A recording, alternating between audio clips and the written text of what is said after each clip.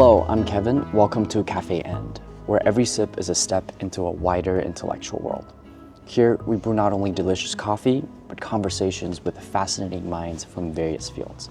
We drink the beverage that fueled the age of enlightenment as we discuss the passions, the stories, and the ideas of our guests, one sip at a time. Today, I'm welcoming Alex Marley to the show. I've been classmates with Alex for the past 6 to 7 months at the Schwarzman College. Alex is an amazing friend as well as an amazing scholar. He's really good at jazz piano and has worked at several VC funds. He also studied electrical engineering and economics, and also is a tea and coffee lover. So I'm very excited to talk about coffee today with Marley, and specifically how he helped a company make 1 million cups of coffee. Now, welcome to the show, Alex. It's great to be here. I think you left out one key piece. Yeah. You're also a hallmate, so even if I wanted to escape you at the college, it's quite nearly impossible. So, I know. We here only by have one choice, exit. but could be by force. Yeah. But let's start with a very basic question. You love coffee. How much coffee do you drink every day? So that's an interesting question because usually, and at Schwarzman I actually gave a Coffee 101 presentation at the start of the year as part of Steve Briefs. And usually I start the presentation by saying, I don't typically drink coffee. And that's because until I actually worked at a coffee technology startup, I almost never drank coffee. And so that was because I generally don't like traditional coffee. Or what I'll call diner coffee, which is generally dark roast coffee that's pretty bitter and pretty intense in flavor. The coffee I typically like to drink is very lightly roasted, natural processed, and very fruit forward. And so that's not what you get at a general diner or coffee shop. And so I never drank coffee until I learned about the wide variety that existed. But I imagine it's probably pretty difficult for you to get, light roasted coffee here in China and get a good cup of what you like, a fruit-forward, floral cup of coffee. That's true. Luckily, Cohen's Kafé opened in my That is hallway, true. so that made it quite easy to access. But there's some awesome cafes in Beijing in particular and throughout China. One in particular I love is Metal Hands, great place to study and a great place to work as well. They make some good coffee. Also, we have scholars bringing coffee from all over the world. We had some coffee brought in from the Ivory Coast recently. Another scholar brought in coffee from Japan. And so though some coffee might not be roasted necessarily in China or from China, we managed to get all varieties at the college. Perfect. So before you joined this coffee company, right, you were in college, and I know that you're very passionate about investment and VC, and you yourself studied STEM. And so you want to really push forward that deep tech, those deep tech startups. So what did you do exactly in college in terms of investment, VC? Who did you work for? What type of founders did you meet? Yeah, so my journey started actually all the way back in high school. And so I was a bit of an untraditional high school student. I didn't really love school, and so I spent most of my time in research labs. And so I worked in electrical engineering research lab doing photonics research for a few years, and that kind of decided my major. I worked for a professor who's brilliant, specialized in electrical engineering. So when I got to college, I guess I was going to be an electrical engineer. And while that was super interesting, I also wanted to learn how to commercialize technology. So I tacked on econ because I'm like, why not? Help me hopefully commercialize the technology that I was helping develop. And I went into another lab, work on neural interfacing devices. And from those experiences, I kind of started transitioning to entrepreneurship and software and venture capital because it provided the opportunity to scale deep tech and technology-based ventures.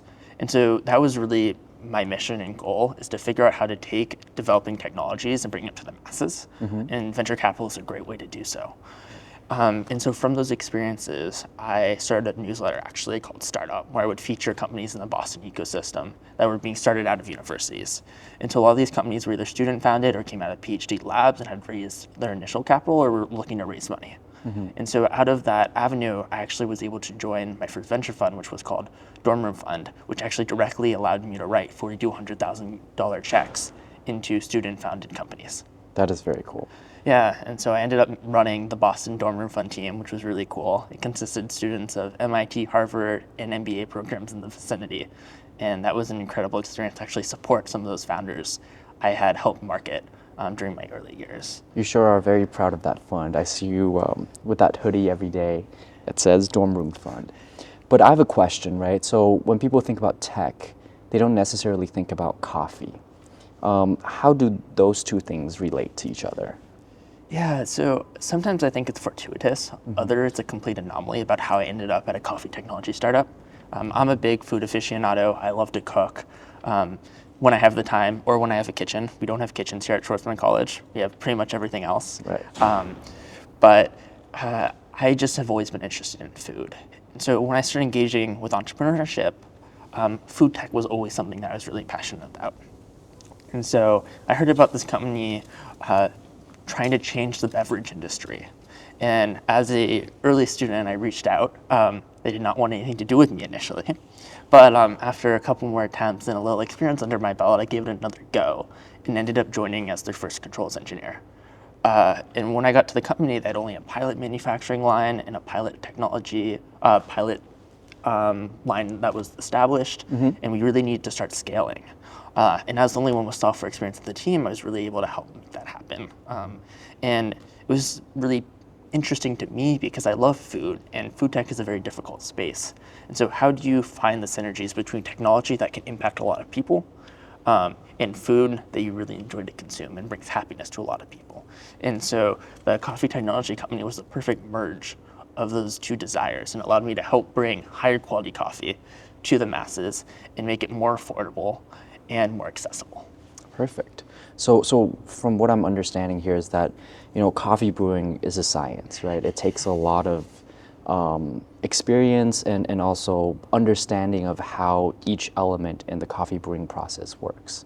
And the company you worked for does exactly that, right? It perfects every single step along the way, and you helped a lot with that.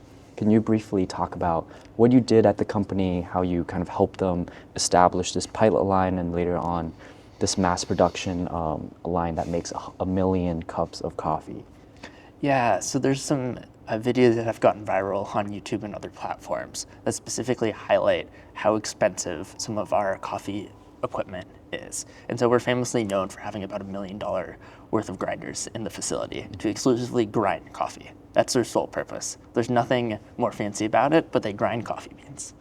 And I won't go into too much detail here, but you're able to really identify how to perfectly grind coffee depending on the bean and depending on the roast when you have the technology to actually evaluate it from a science perspective. And so food science is critical to be able to make a ton of coffee at a very high level of quality.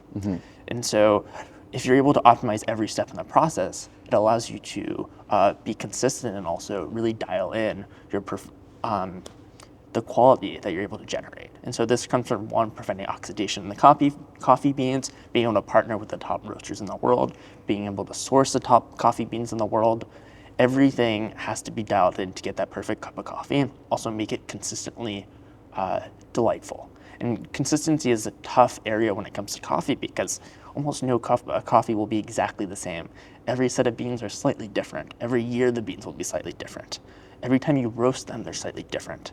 And so the goal is to make consistently high quality brews, not necessarily consistently identical brews. And so that was really some of the science we were able to nail down during my time there. Perfect. But I'm actually quite interested in the science behind grinders specifically, right? I remember you talked about how there are essentially two general types of grinders out there. You have conical burrs and you have flat burrs. Which one do you think works in a mass production setting, and why? Yeah, so if you think about grinders, a conical burr takes essentially a coffee bean and grinds it up to a size that's small enough that you can actually brew coffee. And what happens in a conical burr is you have blades that spin around, and all the coffee beans get cut up in different amounts. And so instead of having a consistent coffee bean or a coffee kernel size, you have a wide variety of sizes. And so that makes it impossible to be able to consistently brew coffee. When you have a flat grinder, essentially what's happening is you're taking these coffee beans and you're slowly pushing them towards the center of the grinder. And they get smaller and smaller and smaller till they're the right size that you need, and then they'll fall through and be a coffee grind or a coffee kernel. And that allows you to have consistency in your brews. And so if you're brewing lots of coffee or at a commercial level, you want flat grinders because you can get consistency through your grinds. Unfortunately, flat grinders are still very expensive, and so you can't generally do it unless you're more of a commercial house or willing to fork up some big bucks to get a grinder. But you can still have amazing conical grinders that allow you to brew high quality coffee. It just might not be as consistent. That makes a lot of sense. But when it comes to the actual brewing process, now you have the coffee grounds, right? And then you want to somehow extract the coffee flavor from these grounds. In a mass production setting, how is that different from, a home brewer? Yeah, so it depends on what your output is. There's a variety of outputs for coffee. You have traditional cold brews. You have what we specialize in being a frozen capsule. Sometimes you just have ground coffee in an instant way that people can brew. And so that output really dictates how you make coffee. And so when you make a coffee extract, which was our specialty, there's certain processes that unfortunately I can't discuss since they're part of our black box at the company, but that allow you to maximize your flavor profile when you develop an extract. And so one of the most known areas is limiting oxidation.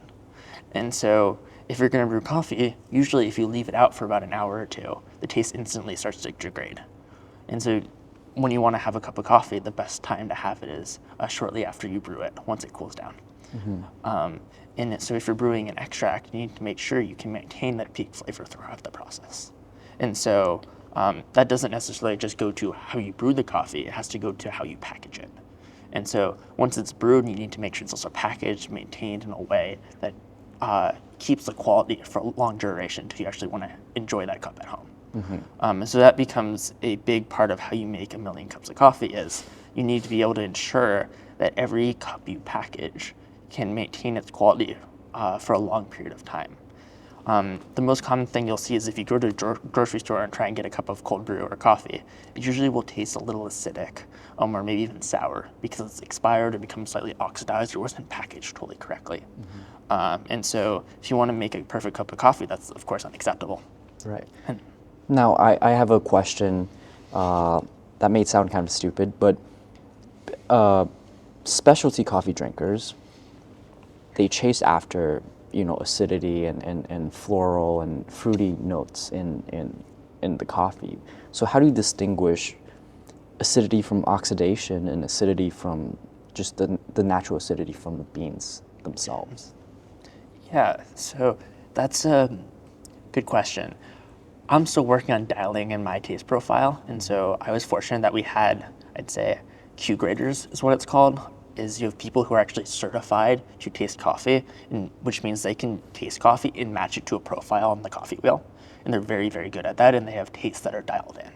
And so you generally will have a team of people who are either Q graders or equivalent to help ensure that the sourness actually correlates to a flavor profile that you're expected to have. And so sourness can come from a wide variety of ways. Generally, if it's overpowering, it might come from bugs in the coffee, rotting coffee, or even like small plastic or other things that get warped up into the beans when they're roasted, which is something you really don't want to have in your coffee. But in other times, it has to do with whether the coffee is washed naturally or is a natural process or wash process coffee, which has to do with how the beans are dried and processed initially before they're even roasted. And so all of these factors go into the quality and the taste that you get from your cup of coffee, but might not necessarily be as appreciated by the general consumer, because one thing you have to consider is if you're making a latte, you're adding a lot of milk to your coffee. How much of the flavor profile are you going to get if it's very subtle? And sometimes for lattes, you want more medium or darker roast so you can really still appreciate the notes of the coffee because they're more forward and they're more stronger. If you're drinking coffee black, you can appreciate some of the lighter notes as well and more floral notes. So it really depends also how you like to enjoy your coffee can dictate what type of beans you want and what level of roast you want. Perfect. And last question for you. This is your last cup of coffee. What would it be? How would you make it? How would you brew it? That's a good question. One of the most iconic cups of coffee I ever had was from a company called, Onyx in the States. And they made a roast that almost was Jolly Rancher-esque. Okay. And so imagine drinking a cup of coffee that was so taste forward that it almost reminded you of having a Jolly Rancher when you were a kid. I think that was one of the cups of coffee that totally blew my mind. I'll drop one other one because it's pretty special. And then I had one other cup of coffee that was actually from Yemen. It was one farmer who managed the entire coffee farm himself and only made small batches of coffee each year. But because of the soil in Yemen and his farming techniques, he was able to generate a very unique taste profile. And I didn't actually like this cup of coffee, but it tasted almost like rice wine vinegar. Oh, wow. And so between those two cups, I really gained an appreciation of how you can naturally grow, farm, and roast coffee to really extract natural flavors based on the environment. That was something I found very special. Did you visit the farmer in Yemen to try that cup of coffee, or was it in the States? I unfortunately didn't get the opportunity to, but actually my first coffee farm I ever went to was in Yunnan in China, which was pretty special. So getting to see green beans in person is really a cool sight. I'd love to go visit coffee farms in Yunnan, you know, in the coming few months when we get a little more free time. But thank you so much for your time. It's been very enlightening. I learned a lot about, you know, how to brew coffee in a mass production setting, and especially how to make that 1 million cups of coffee. Well, thank you very much, Alex. Cheers. Cheers. It's great to be here.